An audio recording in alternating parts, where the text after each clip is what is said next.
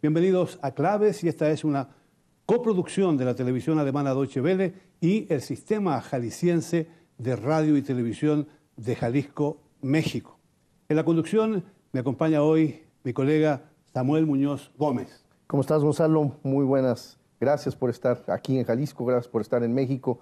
El día de hoy un programa interesante y quiero presentar a ustedes, a nuestros invitados. José Rebel es periodista del periódico El Financiero, con una trayectoria importante en el ámbito del conocimiento de las finanzas. Gracias por estar con nosotros. Muchas gracias. También, gracias por la invitación.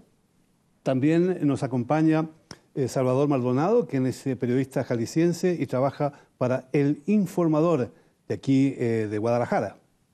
Muchas gracias por la invitación, aquí estamos. Peter Stegemann también nos acompaña, él es periodista alemán radicado en México. Gracias por estar con nosotros también. Buenas tardes, muchas gracias por la invitación.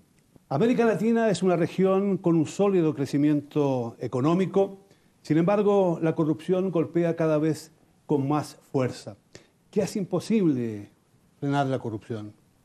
Muchas gracias. Creo que una de las claves es que somos países, particularmente México, y me apena que sea hoy la sede de esta temática, porque somos como un mal ejemplo. Somos como uno de los primeros en esta materia. Por ejemplo, en Transparencia Internacional, el número que se le asignan como país corrupto a México ha ido avanzando en los lugares privilegiados de los países corruptos. Yo creo que lo central es que somos países de leyes, de muy buenas leyes, que no se aplican. Peter, ¿y cuál es el fenómeno por el cual se da estas situaciones? Porque no es un problema propio de México. Grandes naciones de América Latina como Brasil, como Perú, como Colombia, vemos lastres de corrupción muy importantes. Es decir, no es una problemática de un solo país, sino es una problemática regional. ¿Cuáles son las consecuencias de esta realidad? Yo creo que más que una problemática regional, estamos hablando de un fenómeno mundial. Y en Alemania, lamentablemente, tampoco estamos libres de corrupción. Pero, por ejemplo, el presidente de Alemania tuvo que renunciar hace unas pocas semanas. Entonces, yo creo que lo que, digamos, es específico en América Latina es la dimensión del fenómeno y afecta básicamente socialmente y económicamente y políticamente. ¿Es un tema fácil de enfrentar para un informador en una región como Jalisco?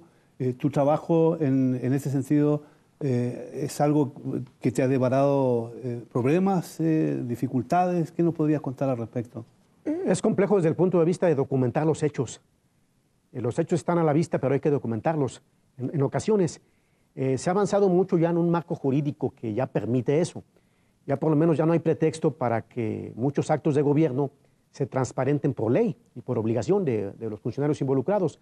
Lo que se ha gastado en crear un aparato de transparencia de algún modo está dando ya resultados, pero apenas es el comienzo. Falta mucho por avanzar en eso, porque esos mismos aparatos se burocratizan, lo que es peor, a veces se partidizan, o sea, obedecen ya más que a intereses de la ciudadanía, obedecen a intereses de los actores políticos. Entonces ya es más complejo sacar a la luz lo que está pasando. Cuando se trata de casos concretos, de denuncia, por ejemplo, en la prensa, de casos de corrupción, ¿cómo reaccionan las instituciones del Estado? Bueno, hay diferentes grados en que reacciona. Hay en las dependencias públicas tienen casi todas ya sus organismos de transparencia.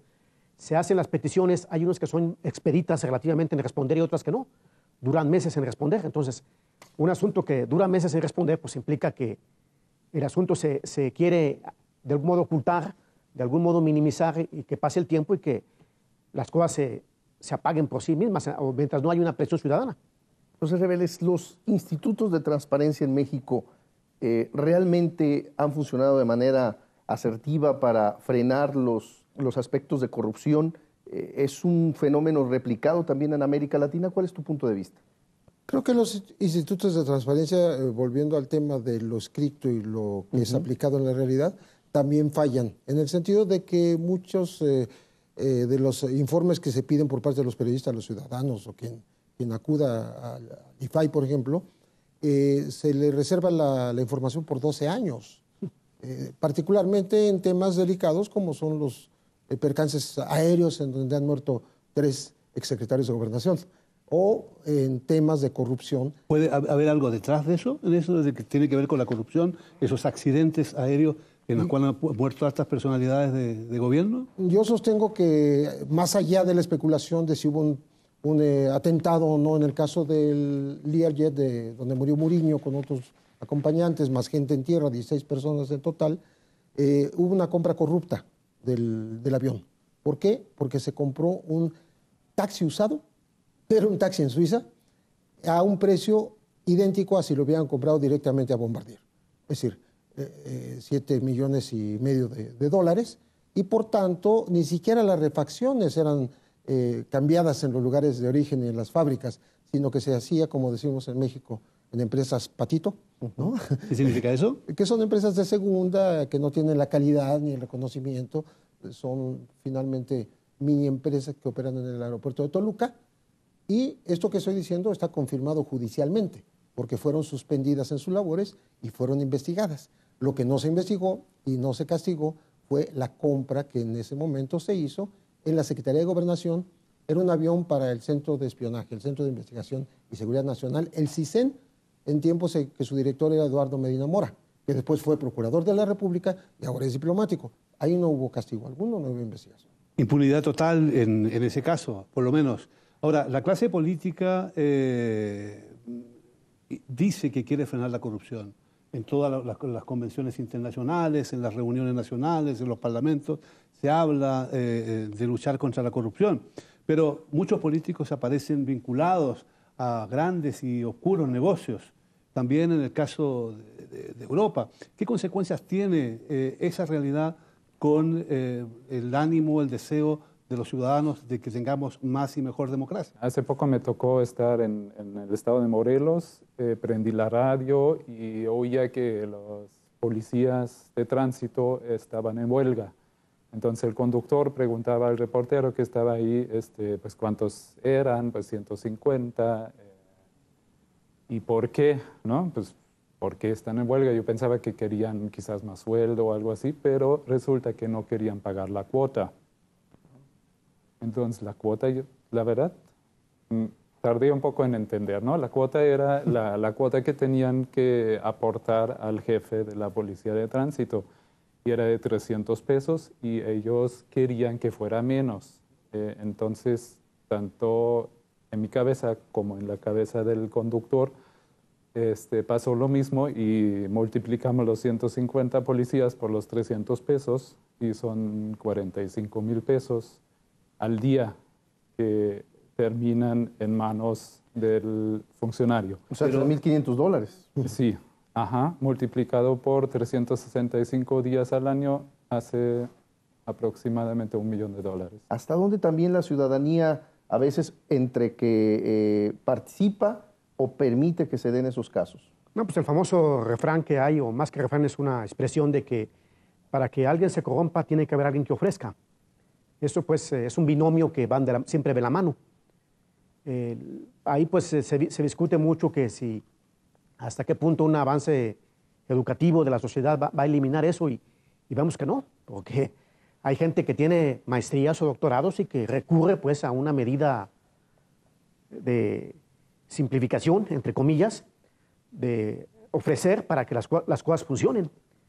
En los medios empresariales se ve que las relaciones institucionales de una agrupación a través de comidas, a través de encuentros con los funcionarios, son la mejor manera a veces de conseguir la compra de las adquisiciones públicas de parte del Estado, la obra pública cuando se requiere. Entonces, ahí hay una serie de componendas que siempre están presentes. Ese binomio es inseparable. México es, sin duda alguna, un país riquísimo. Todo el mundo sabe que basta con que este país duerma 8 horas para que se recupere, dicen algunos, porque es tan rico que se recupera solo. Sin embargo, el 52% de la población vive en la pobreza. Eso es realmente inexplicable en un país con tanta riqueza como la de México. Y al parecer la corrupción ha afectado tanto que mucha gente dice, bueno, no tenemos otra solución. Incluso hay algunos que dicen, por ahí me han dicho, qué bueno que haya un cambio de gobierno porque los que llegan roban pero dejan robar. Es decir, parten con la idea de que ellos también van a profitar de la corrupción. ¿Cómo puede cambiarse esta mentalidad? Tiene razón Gonzalo que está entronizado en la conciencia colectiva. Hay en el imaginario está siempre la corrupción. Se hace escarnio, se hace chiste de lo que es la corrupción cuando dicen México es el segundo país más corrupto del mundo. Entonces la pregunta es ¿cómo? ¿Segundo? Sí, es que pagó mordida para no quedar en primero. Pero ya hablando esto un poquito para hacerlo coloquial, pero hablando de cosas más serias, hubo un procurador hace 15 años, que era Jorge Madrazo, procurador de la República, que dijo públicamente que el tráfico de drogas producía ganancias de 30,000 millones de dólares a los mexicanos. De esos, 40% estaban destinados a corrupción, a sobornos, a la autoridad. Es decir, no puede haber tráfico sin que haya corrupción, cobertura de parte de las autoridades civiles, militares o marinos, ¿no? De tal manera que eran 12,000 millones. Si ahora los ingresos se calculan en 40,000, ya estamos hablando de 16,000 millones de dólares para sobornos y corrupción por parte solamente de la empresa transnacional del narco a las autoridades mexicanas. ¿Y eso visualizas bajo tu mirada de una persona que viene de otro país, en este caso Alemania? ¿Tú visualizas de los años anteriores a estos que haya habido una modificación y que probablemente cambien las cosas para el siguiente sexenio? ¿O tu mirada es crítica y tal vez no creas mucho en que se pueda dar esto en México? Durante los años que he observado este fenómeno, que no va a cambiar en el próximo sexenio, tengo pocas esperanzas, ¿no? Viéndolo desde el punto europeo, yo creo que lo que pasa en Europa hay un control de la población, de la ciudadanía a los gobiernos. Y en parte, digamos, la prensa, los medios juegan un papel importante ahí. Esto en México, en el caso concreto de México, no creo que con un duopolio televisivo en medios electrónicos muy fuerte, ahí está más fácil manipular ciertas informaciones o también, digamos, la partidización de las instituciones de control también pues, está ocurriendo, entonces ahí tampoco tengo muchas esperanzas y expectativas. Lo que sí podría ser que la ciudadanía se organice de una forma aparte, ¿no? Lo que está quizás pasando en las redes sociales, o ahí veo sí movimiento, y una de las exigencias pues, es la transparencia y esperemos que funcione. Hay una situación nueva en el sentido de que desde hace unos años a esta parte, el crimen organizado y el tráfico de drogas ha alcanzado en América Latina una dimensión increíble. Ha corrompido las fuerzas del orden, la policía, ha corrompido a los servicios de inteligencia, a los gobiernos locales, a gobiernos nacionales. Es como para tener esperanza en que volvamos a tener una vida normal y sin depender de la corrupción, o la corrupción ya nos ha consumido para siempre. Pues la esperanza es de que cambien las cosas. Es una esperanza a veces con un sentido utópico, pero la utopía puede hacerse utopía en cuanto que lo que está sin lugar pues puede llegar a un lugar.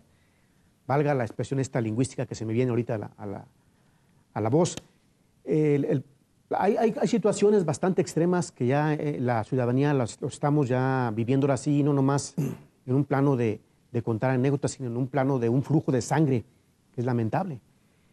El asunto de los casinos, por ejemplo, que se me viene a la mente, tienen ahí una raíz, un componente muy fuerte de corrupción. Esta corrupción pues, ya generó bastantes incidentes violentos en varias ciudades del país. Hay pues unos avances muy escandalosos de la corrupción que ameritan ya un cambio de timón de parte del Estado en muchas cosas. ¿Y cuál es el futuro que se visualiza en cuanto al papel de los medios de comunicación en América Latina, precisamente para señalar estos actos de corrupción, dar los seguimientos, hacer participar a la ciudadanía. Los resultados, digamos, de las investigaciones, si es que las hay contra actos corruptos, ¿no?, de los gobiernos, tienen que ver mucho con el escrutinio ciudadano. Si tú no le das un seguimiento, si no hay exigencia de la sociedad, no va a ocurrir nada. Los gobiernos se van a mover por sí mismos. Estamos, por ejemplo, en Colombia, y esto lo cita Edgardo Buscaglia, dice que hubo una especie de acto de contrición nacional, ¿no?, en donde hay legisladores que están o en la cárcel o siendo juzgados. Militares también, claro que los militares los han ido soltando. Pero en México tenemos en este momento generales bajo acusación judicial.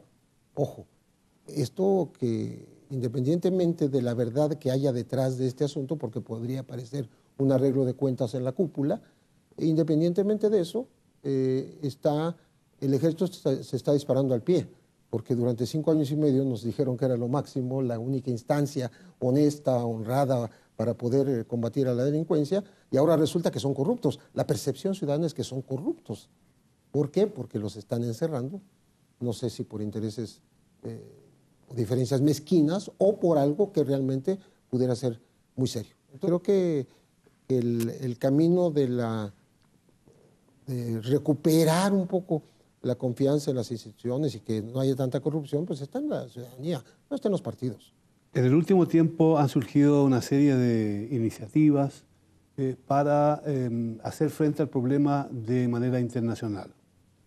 Y se habla de algunos proyectos interesantes llevados adelante por organismos regionales, incluso se habló de esto en la última conferencia de gobernantes en Cartagena, la necesidad de luchar contra la corrupción.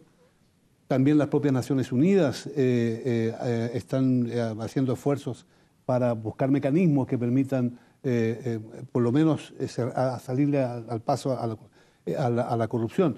Pero, Petra, ¿es posible realmente que un organismo supranacional imponga medidas que frenen la corrupción, o es una cuestión que tiene que ver más bien con cada uno de los países, y mientras los países no hagan algo, el camino estará cerrado para limpiar a las naciones de la corrupción? Quisiera esperar ahí también, digamos, que hubiera leyes de transparencia internacionales que de alguna forma obligasen a todos a abrir sus cuentas, a que no haya posibilidad de triangulación de dinero, de compra de poder, etc. Las Naciones Unidas sí me parecen un foro adecuado para esto, pero depende mucho de cómo esté operando, o si... Es decir, lo que yo veo es que las instituciones tienen el peligro de partidizarse, de ser comprados también. Entonces, ahí mismo, digamos, el gobierno mismo de una institución así, si fuera institución, tendría que ser pero realmente súper transparente. Hablábamos recién de las Naciones Unidas y una iniciativa para crear una convención de lucha contra la corrupción.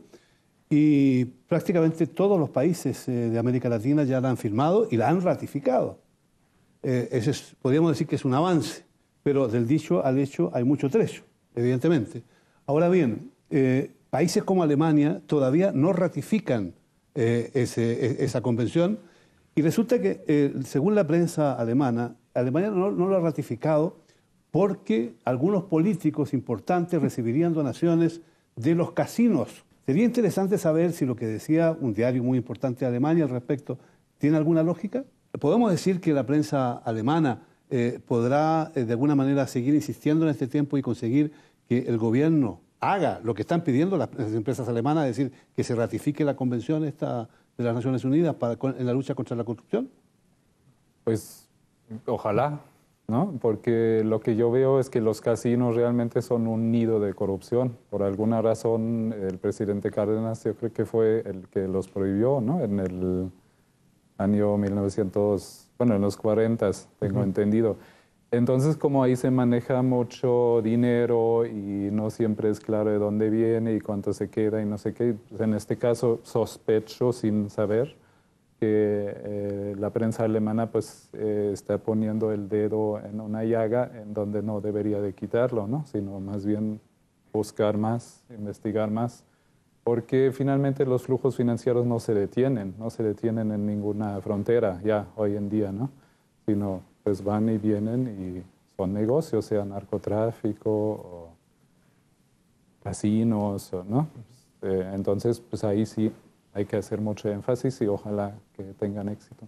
Un tema complicado, ¿no, José? El tema de los sobornos, las empresas, los casinos, es como un círculo vicioso, ¿no? Es decir, participan ahí políticos, funcionarios, instituciones, empresas.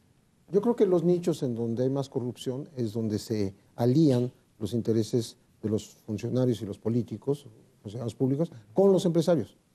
Hay empresas que ya son beneficiarias del gran negocio que aquí significa comprar vehículos oficiales, patrullas, carros de la Policía Federal, del Estatal, helicópteros. Ambulancias aquí, durante los Panamericanos se compraron 1000 ambulancias al doble de precio, aquí en Guadalajara. ¿Sí? Entonces estamos hablando de un negocio que ya no nada más es la compra, ahora es la renta también. Porque hay leyes para evitar exactamente el dispendio que te prohíben a los gobiernos comprar vehículos, entonces deben rentarlos. Y los rentan, en ese momento hay unos 36,000 vehículos, 100,000 vehículos, estaba hablando yo de 2 dependencias nada más, 100,000 vehículos rentados por los gobiernos y las dependencias de México para no comprar porque se los prohíbe la ley, pero se rentan a un precio más alto que si los compraran. Pongo el ejemplo así, 1000 patrullas en el gobierno del Distrito Federal, que es perredista, ¿sí? En donde cada patrulla cuesta 1,100,000, rentada por 3 años. ¿Eso en dólares? En dólares estamos hablando de unos $80,000, ¿sí? Cuando el precio de mercado podría ser de 45,000, 50,000, ya equipada. Estamos hablando con equipo, ¿no? Equipo, radio, etcétera, etcétera. Entonces, es el gran negocio en donde participan empresarios y políticos y se benefician de esto, tanto de la compra como de la renta. En este momento se están fabricando los autos que todavía no entran a licitación. En situaciones anteriores, teníamos casos que podríamos ya definir como clásicos de corrupción, como clásicos de forma de trabajar, pero hoy la corrupción alcanza a las empresas de una manera brutal en América Latina. O sea, los informes que hay indican que uno de los lugares donde se tiene lugar la corrupción para la compra y venta de productos o para el lavado de dinero es enorme. Incluso más, se habla de que ya no solo se negocia en ese campo, sino que también hay empresas nuevas que se dedican a robarle los datos a otras empresas, a comprar sus datos de clientes y de sus empleados. Esto hace pensar de que estamos entrando en terrenos cada vez más difíciles. Pero ¿cómo afecta todo esto al ciudadano común y corriente? Tú has trabajado en el terreno agrícola, en el campo. ¿Cómo se ve esto? Porque al final quienes pagan las consecuencias de todo esto es la gente humilde. En este caso, por ejemplo, del campo. ¿Cómo se manifiesta la corrupción allí y cuáles son las consecuencias para los campesinos? Bueno, en el campo hay dos temas donde se presta mucho el tema de la corrupción. Tenemos todavía una legislación agraria muy complicada. El país lleva repartiéndose la tierra 80 años y todavía no acaban. Hay una Secretaría de Reforma Agraria que todavía, afortunadamente los cambios que ha habido ahí de ya establecer tribunales en vez de desahogos administrativos de las situaciones, ya han avanzado en eso, pero de todos modos sigue siendo un tema que inhibe la inversión. Eso por un lado.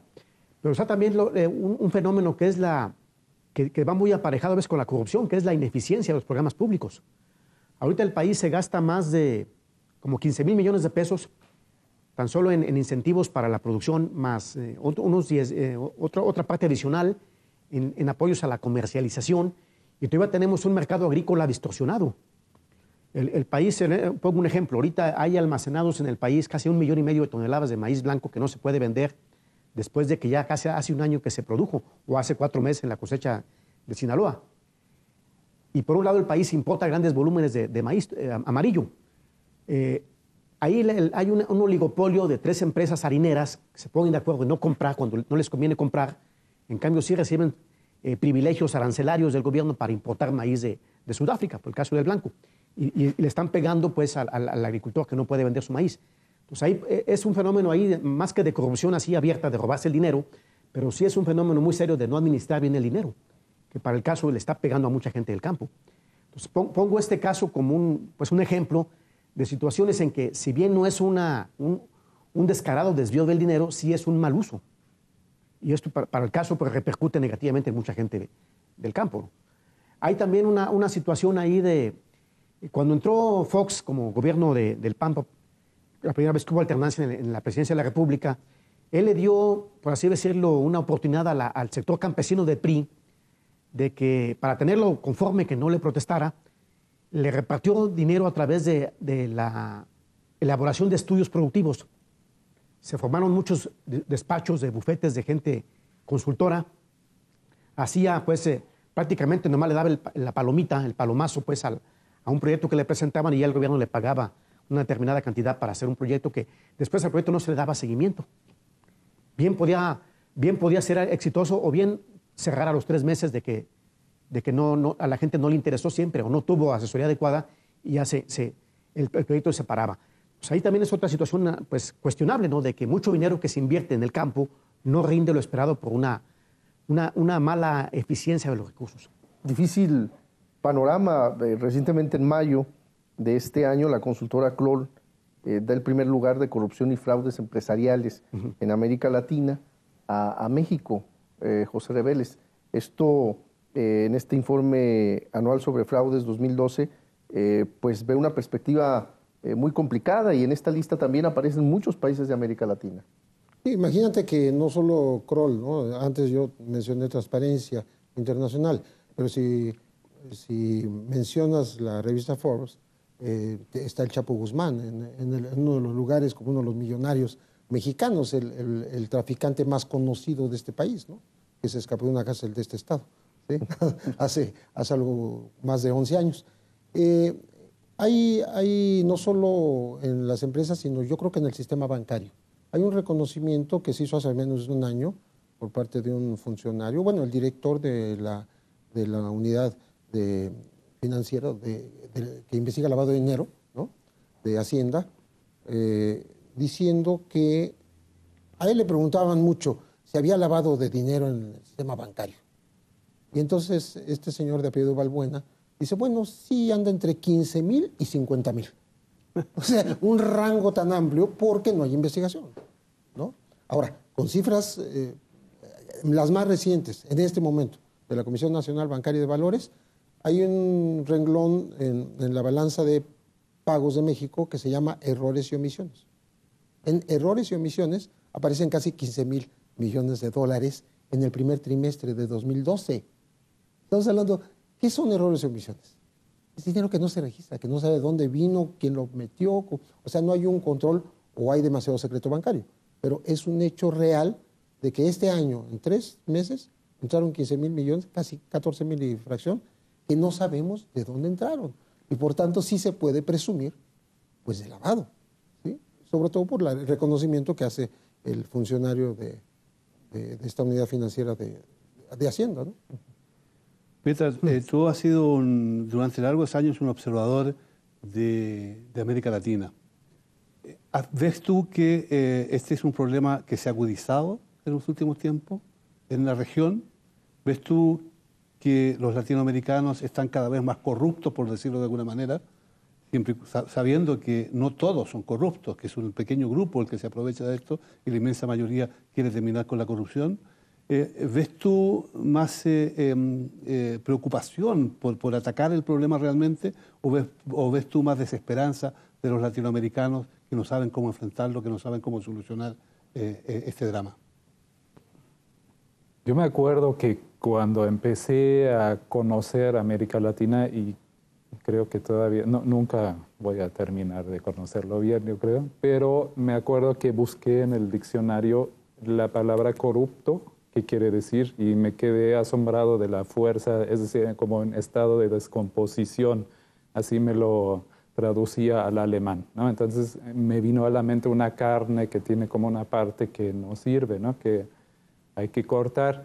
Y esta imagen yo creo que no solamente es la compra de favores o algo así, sino es ineficiencia del gobierno, poco interés en el desarrollo de la población en general, ¿no? Lo que yo subsumo en esta palabra de corrupción. Y en el transcurso de los años yo creo que no he visto, digamos, un cambio sustancial, sino más o menos sigue siendo lo mismo. Lo que sí he visto es un cambio en la conciencia, que cada vez hay más conciencia y cada vez hay más conocimiento también sobre lo que está pasando. Y esto me hace esperar de que esto realmente, si se sacan, ¿no? Como mencionaba hace rato, si se ve de dónde vienen todos los flujos financieros para el apoyo de algún candidato, a lo mejor no incide en que esto se revierta o se vuelva a hacer una elección o algo así, pero sí hay conocimiento y cada vez más conciencia, y esta conciencia yo creo que en grandes partes de las poblaciones está presente y están exigiendo un cambio en el sentido de más honestidad y más eficiencia.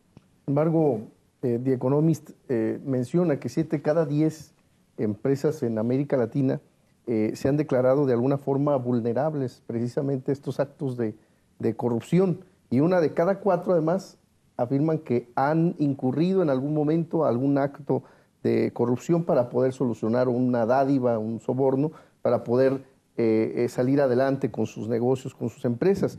¿Significa esto que todo empresario o emprendedor que no tenga los recursos suficientes para poder entrar en ese ámbito entonces está condenado a fracasar? ¿O realmente esta reflexión que nos hace Pita tiene, digamos, un futuro interesante, Salvador? Hay un dicho coloquial que dice: el que no tranza no avanza. Pues este dicho lamentablemente pues tiene gran dosis de verdad, una dosis importantísima de verdad. El gobierno en ese sexenio ha sacado ciertas cifras alegres de lo que ellos han trabajado en esta materia. Se habla de 7,000 funcionarios públicos sometidos a proceso administrativo por algún tipo de corrupción.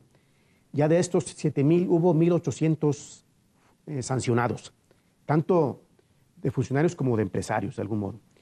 Y también esto le trajo al gobierno el ahorro de 11,000 millones de pesos en materia de lo que fue recuperación de recursos invertidos o también lo que fueron evitar pérdidas que se pudieron haber dado por ese tipo de acciones que se detectaron a tiempo.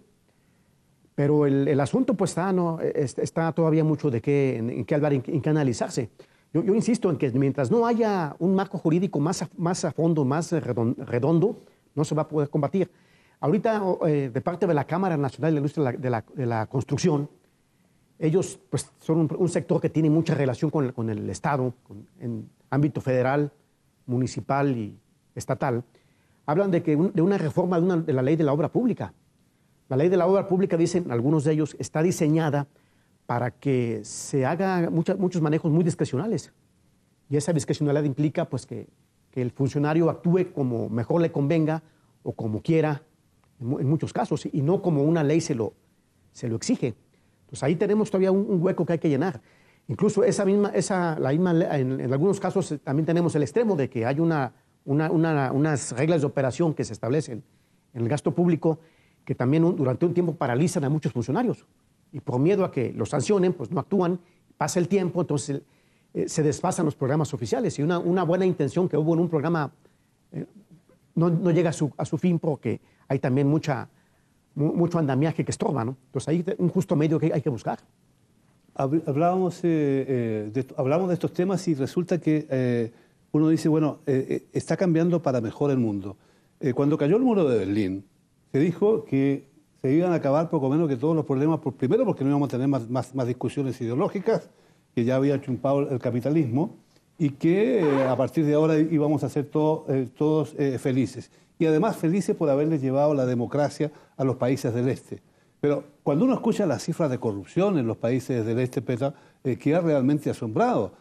Al parecer la situación allí es casi peor que la que tenemos, o lejos peor de la que tenemos aquí en América Latina.